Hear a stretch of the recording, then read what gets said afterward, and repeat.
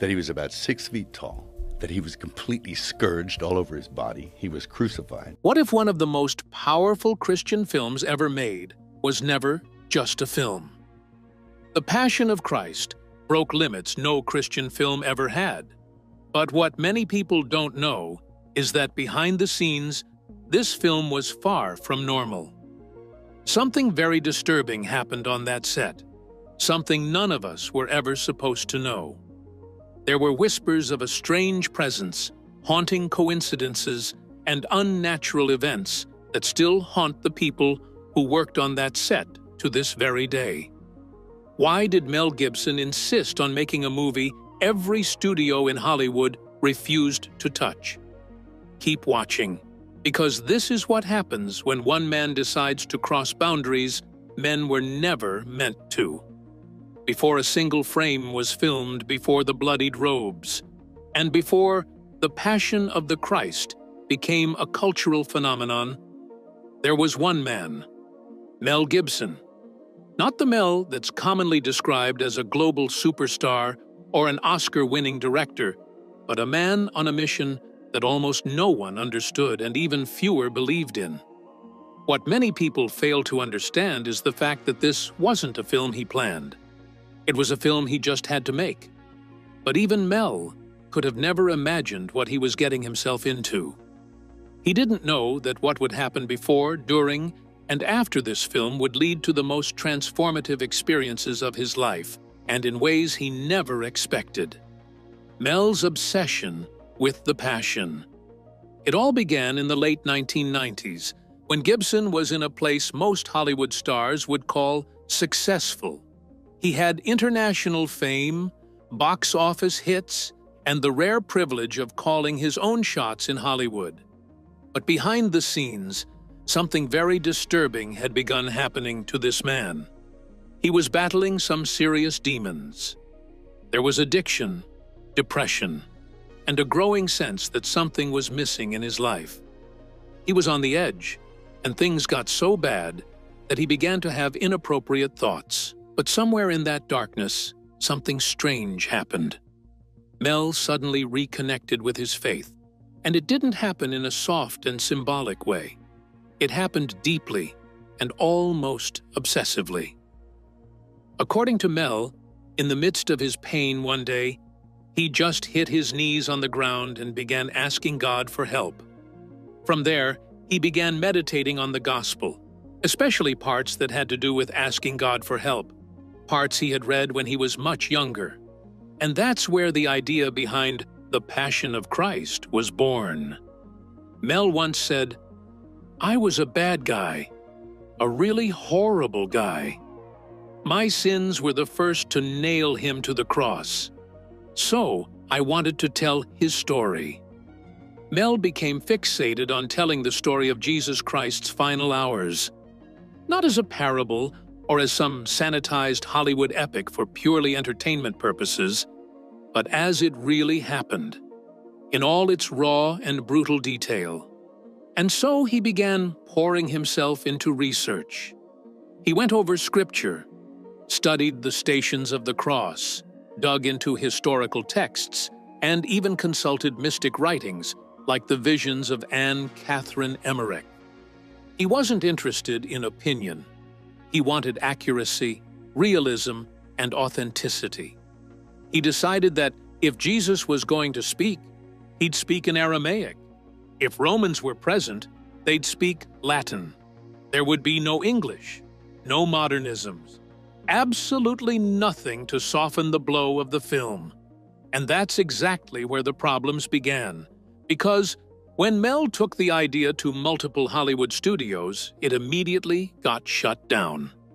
Executives listened politely to his pitch about the brutal death of Jesus, spoken entirely in ancient dead languages, with subtitles and absolutely no commercial hook, and they immediately told him that no one would watch it. They refused to sponsor it or give it a dime. But Mel wasn't discouraged. He figured out that Hollywood wouldn't touch it if he didn't rework the script, but he also realized that if he compromised on the little details they wanted him to change, the entire essence of the film would be lost. And so, he did the unthinkable. Mel made the brave decision to fund the entire project himself. A whopping $30 million of his own money for the production and another $15 million for marketing. There were no outside investors, no studio backing, and definitely no safety nets. The stakes were extremely high. If this film failed, it wouldn't just be a flop. It would be a full-blown collapse. But Mel didn't care, because at this point, this film wasn't just a business deal anymore. It was a calling. And he was about to break every rule in the book. But his next decision raised even more eyebrows. Mel decided that he didn't want the usual Hollywood stars in the movie. No famous names, no distracting faces, and definitely no A-list actors who'd pull focus from the story. He believed that the film had to feel ancient, timeless, and anonymous. So audiences wouldn't see the actors. They'd simply see Christ. And that's how Mel decided on the man whose life completely changed with this film, Jim Caviezel. Jim was a serious, devout Catholic actor who at the time was best known for supporting roles. He had the intensity Mel was looking for and the humility to take on the most demanding role imaginable. When Mel offered him the part, Jim didn't hesitate. He was ready for whatever would come his way. In fact, after offering him the role, Mel reportedly called him back and asked him not to take the role, saying, "You'll never work in this town again." But Jim responded by saying, "We all have to embrace our crosses. Jesus is as controversial now as he has ever been. Not much has changed in 2,000 years." From there, the cast took shape, and then Mel announced his extremely brave decision to have the entire film shot in Aramaic, Latin, and Hebrew with no modern translations on screen during filming. The idea was to immerse the audience and to remove any modern filter from the experience. Of course, subtitles would be added later, but Mel's hope was that even without understanding the words, viewers would understand the emotion, the betrayal, the agony, and the sacrifice. And so, language became part of the texture of the film, and the sound of it carried even more weight. The harshness of Roman Latin and the mournful cadence of Aramaic made the world of the film feel completely removed from anything modern, yet emotionally immediate. But that's not the only bold decision Mel made. Hollywood could have built a digital Jerusalem on a green screen. But he said no. Instead, he wanted real terrain, rugged mountains, cracked earth, and weather that would be real. And so the filming was done in Matera, Italy, a historic town carved into rock. Its ancient stone dwellings gave the perfect biblical look. It was eerie, raw, and untouched by modern life. But the conditions there were brutal, because the cast and crew members had to endure freezing temperatures, dangerous winds, and unpredictable storms. They built an entire crucifixion site on a hill outside the town. It was a full-scale recreation of Golgotha, with wooden crosses, dirt paths, ancient tools, and nothing fake or plastic. As pre-production turned into preparation for filming, several people, from the actors to the crew, began to feel that this project was different. Jim himself would later admit that they all knew something else was going on. Something very strange, out of the ordinary, was happening. Stories began to circulate about quiet moments of reverence on set, about people breaking into tears during rehearsals, about a kind of spiritual force. And as cameras finally began to roll, it became clear that they were not alone on that set. Strange happenings on the set. The cameras had barely begun to roll on the Passion of the Christ when the atmosphere shifted. This wasn't like any other movie set. What was supposed to be a rigorous, spiritual production started turning into something else. Something that, to this day, many of the people involved still can't fully explain. And it all began with lightning. You see, when he took on the role, J.S.L had automatically committed to a punishing physical performance. We're talking about full-body makeup, hours on the cross, lashes, bruises, dirt, and blood. But what he and others on that set didn't expect was the sky turning against him. That's right. During one of the scenes on the hill of Golgotha, while standing on the cross, Jim was struck by a bolt of lightning. The crew froze. No one could believe it. The jolt threw him off balance, and he bit through his tongue and cheeks. According to the actor, the lightning strike eventually led to 2 heart surgeries, including an open heart surgery, along with lots of medication. Thankfully, the issue was eventually corrected years later. But what's even stranger is the fact that a few minutes after Jim was struck, lightning struck again. This time, it hit the assistant director, John Michelini, who had also been struck previously on the set, and he survived once again.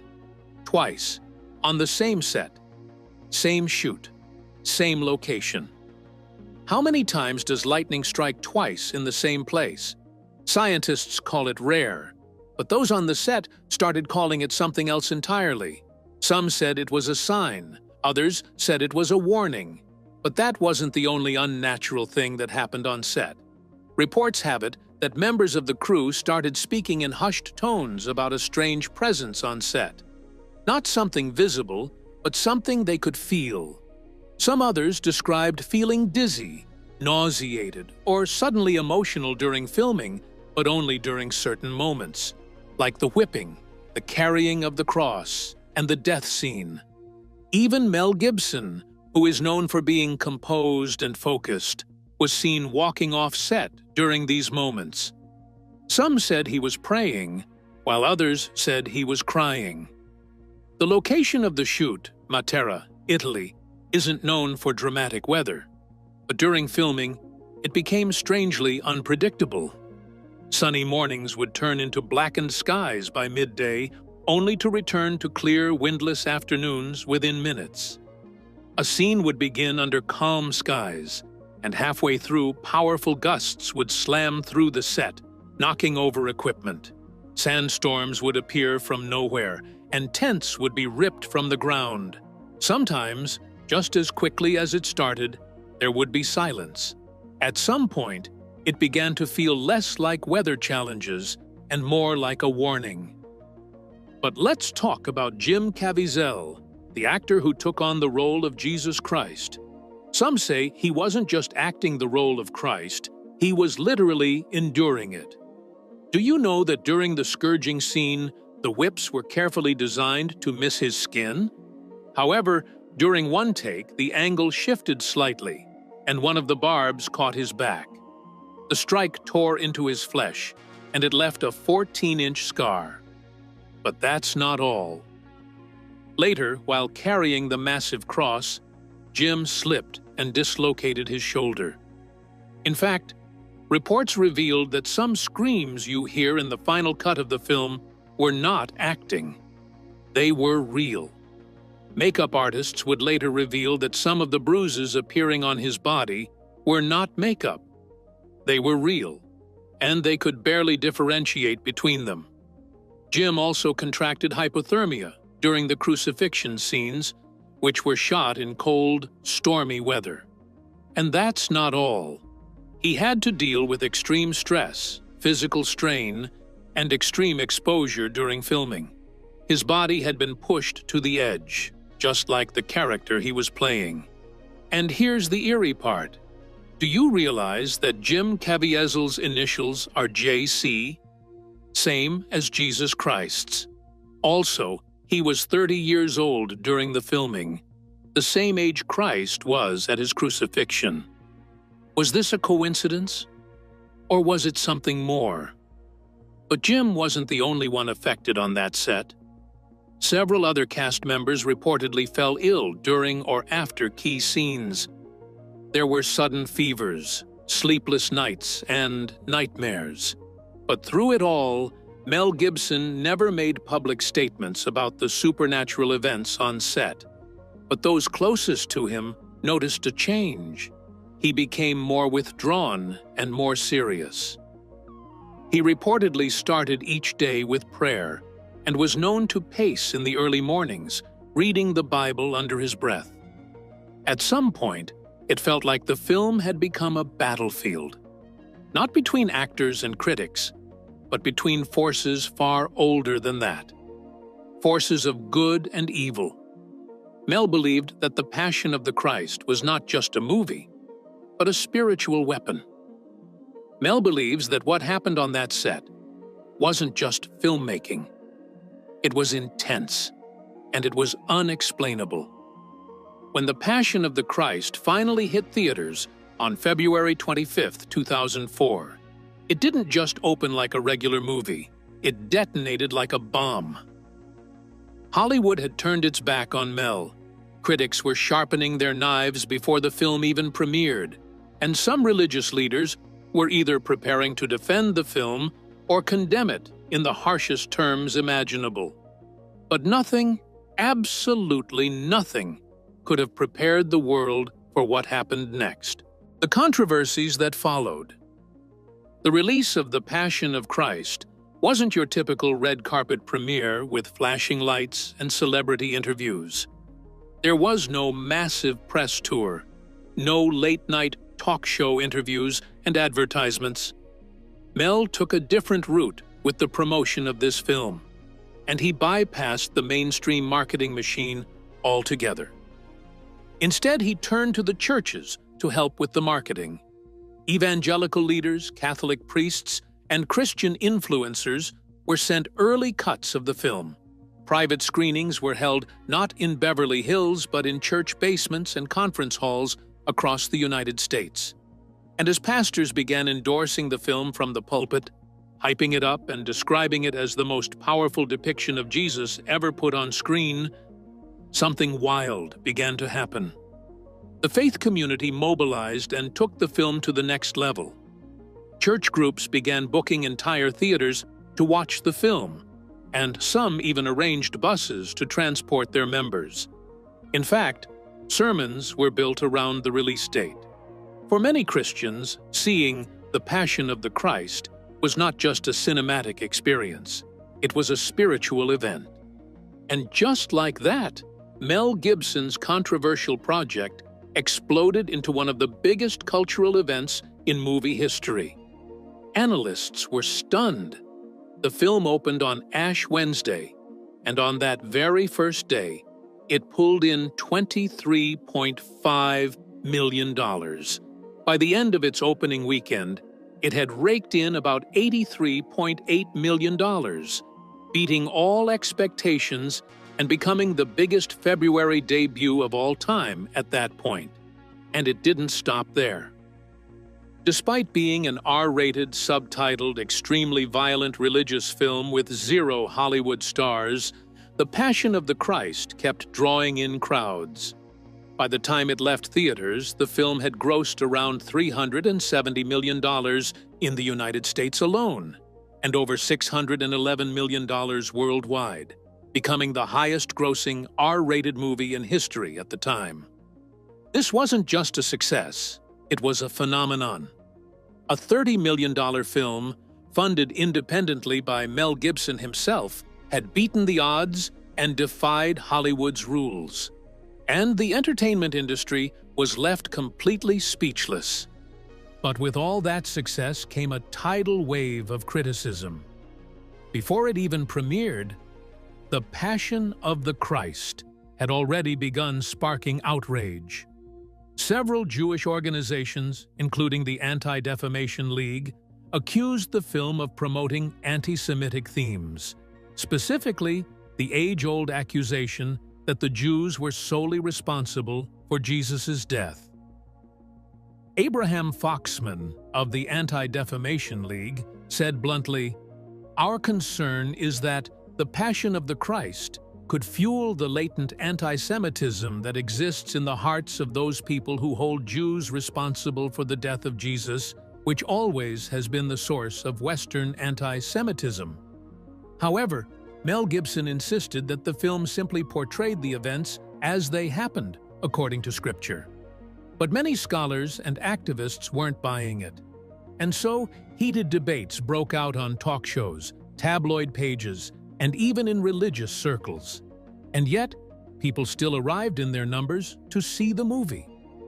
Another major point of contention was that the film was too brutal and was filled with graphic violence. Critics accused Gibson of enjoying the violence. The scourging scene alone, lasting nearly 10 excruciating minutes, was described as too graphic by some reviewers. Audiences reportedly fainted, vomited, or left the theater in tears. Roger Ebert, one of the few critics who tried to praise the film despite its intensity, wrote, "The movie is 126 minutes long, and I would guess that at least 100 of those minutes, maybe more, are concerned specifically and graphically with the details of the torture and death of Jesus. This is the most violent film I have ever seen." David Anson, another critic, wrote, "Instead of being moved by Christ's suffering or awed by his sacrifice, I felt abused by a filmmaker intent on punishing an audience for who knows what sins." But in the midst of all this fire, Mel Gibson stayed largely silent and decided to let the film speak for itself. Internationally, The Passion of the Christ stirred just as much passion and controversy. In Mexico, the film was embraced with fervent devotion.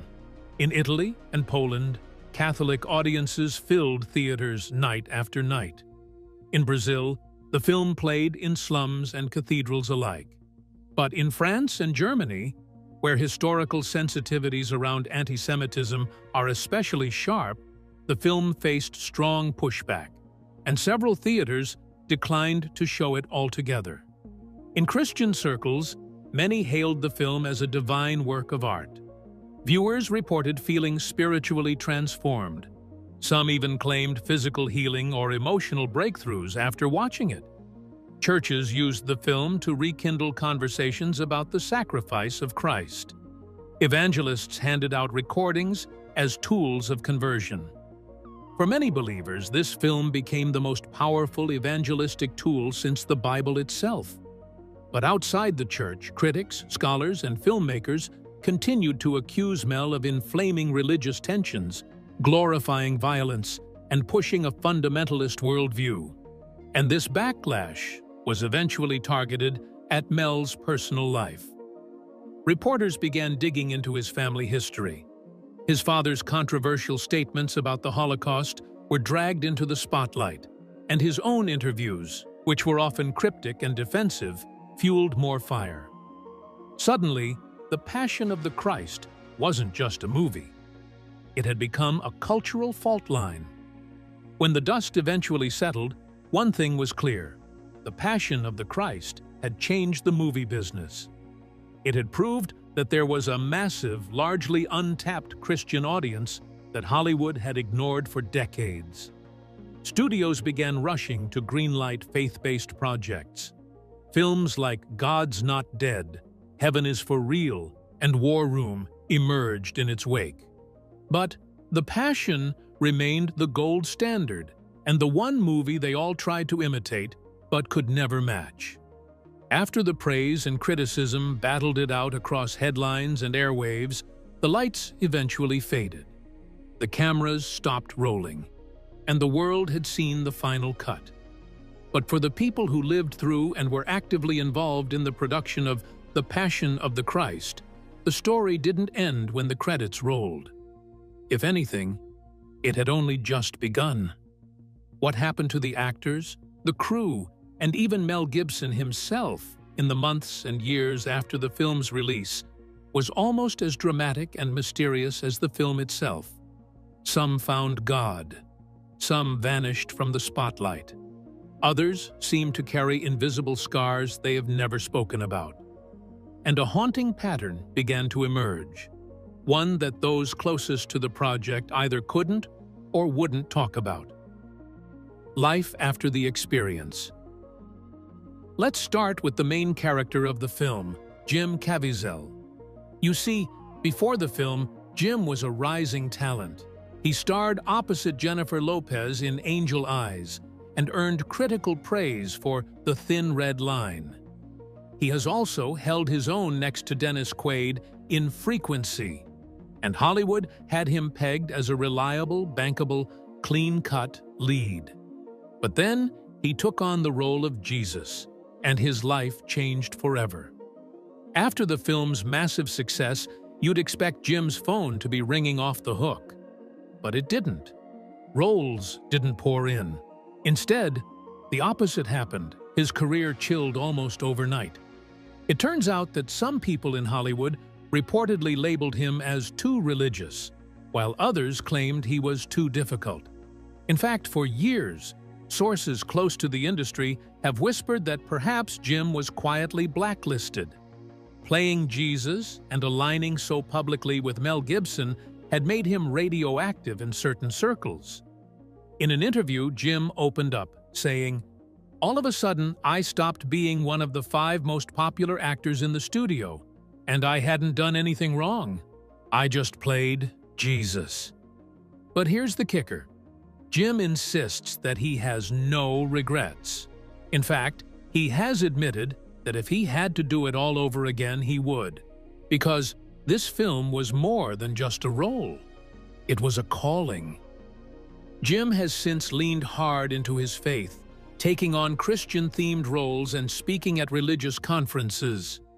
He's often emotional when talking about the experience and never shies away from describing it as spiritually transformative. He also began speaking boldly about his faith, especially after all the accusations and backlash he received after the film. In an interview, he once said, "I had no choice but to defend my faith at that point. I was called anti-Semitic and everything." For Mel, the release of The Passion should have been his crowning moment. He had finally proven everyone wrong. Hollywood laughed him off, and he made a global blockbuster using ancient languages and 0 stars. But while the movie soared, his personal life spiraled out of control. In the years after the film's release, his public image literally collapsed. There was the 2006 driving under the influence arrest, where he launched into an infamous drunken rant laced with anti-Semitic slurs. It was a moment that shattered his career and made him a pariah. But that wasn't all.